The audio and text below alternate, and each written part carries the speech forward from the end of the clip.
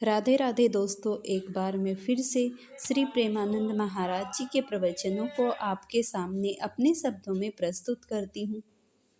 एक समय की बात है, किसी नगर में एक यशस्वी तेजस्वी नाम के राजा रहते थे और उनकी पुत्री का नाम विष्या था। विष्या के पिता ने उसकी शादी किसी यशस्वी तेजस्वी राजकुमार से करने का निश्चय बना लिया। दूसरी तरफ एक राजा का पुत्र था जो विष्या को बहुत पसंद करता था, लेकिन उसके पिता को वह बिल्कुल भी पसंद नहीं थी। चंद्रहास के पिता ने चंद्रहास को कहीं दूर देश में भेजने का सोच लिया और विष्या के पिता को यह संदेश भिजवाया कि विष्या का विवाह तुरंत ही कर दिया जाए।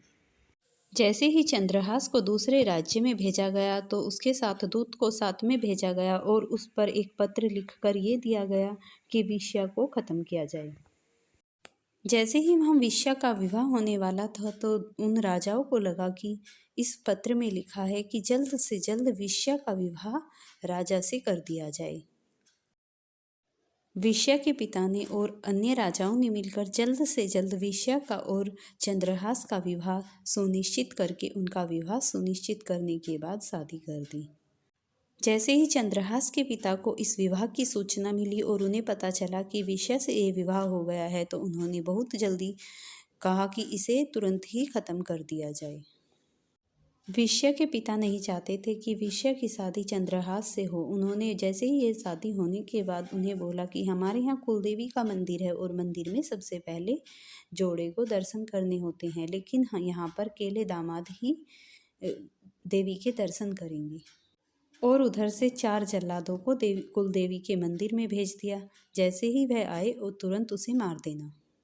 जैसे ही चंद्रहास कुलदेवी के मंदिर में जाने वाले थे, वहाँ उसके विष्या के भाई पर बहुत कैड़ा संकट आया था कि जो भी कोई सबसे पहले इस राज्य में एक स्वच्छ अच्छा भजनकारी इंसान होगा वही गद्दी पर बैठेगा और वही यहाँ का राजा होगा।